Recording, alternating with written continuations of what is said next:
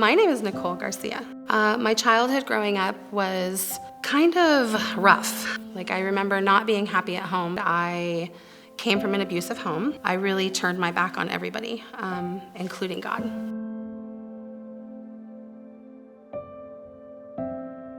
June 22nd, 2018, I was diagnosed with stage 3C breast cancer. Felt like the biggest punch in the stomach. I didn't know who to turn to. I didn't know who to call. God wasn't on my radar, but I was on the radar in his eyes. And so he had plans for me. Probably about 6 months before I was diagnosed, my husband and I actually talked about taking our kids to church just so that we could see what Sage Hills was about, because we live about a mile away. We actually even thought about bringing them to Sunday school, but not coming to church. But that's not what God had in his mind.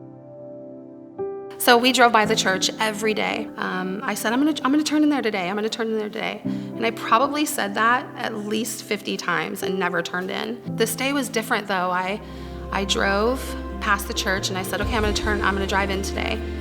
And I didn't drive in. And as soon as I passed it, I just felt like I needed to go back, or I just needed to turn into the next driveway. So just down the street from the church, there's a little market, and I turned into the driveway at the market. And I noticed out of the corner of my eye a red truck. I distinctly remember it in the corner of my eye. And I remember getting out of my car and noticing the window in the truck going down. And then she rolled the window down and said, "Excuse me."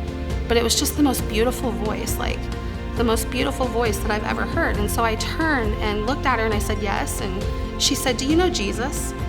And everything in my body just changed.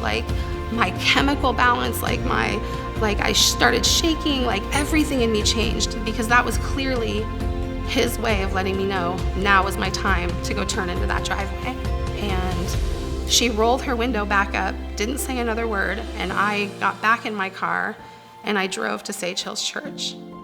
And I came in the door and talked to Heather Scott, and she was my first encounter, her and Marie. And it was just wonderful to feel that instant embrace of just, what questions do you have? I walked into a church on a day when there's no church going on, and I just expected there would be somebody here, and there was. There was somebody here to welcome me, and that was the most warm feeling, and I felt an instant love when I saw those faces and walked in the door. It was just, I knew there was a God, but now I know him, and I had an encounter with him, and he showed me where I need to be, and he's guiding me and loving me in a way that I could have never imagined before in my life. So by me receiving that love, I am blessed so I can give it to other people. And that's the most amazing feeling, to have this complete, pure emotion of love that you want to give to everybody you encounter. The opportunity for Rooted came up, and I knew this is where I was supposed to be and where I was going. So I was really excited to sign up for Rooted. I got a little resistance from the hubby, but he definitely got more out of it in the end than I could have ever imagined. Just being able to be actively involved with a small group each week is imperative in your relationship with Christ and the church community.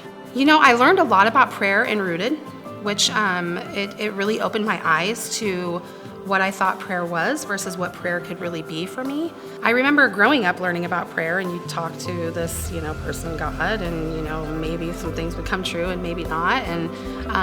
But I never understood the depths of what that conversation really is. You could come to church every Sunday and sit and listen to Mike and Cam and the message that God brings to us through them. But where you really get in touch with God is when you touch others that are affected by his love as well. So I just think that if people give it a chance and just try something that's, a little bit out of your comfort zone, you're gonna be really surprised at the outcome. And what God is doing through you for other people will be far more than the uncomfortability you'll feel in that moment.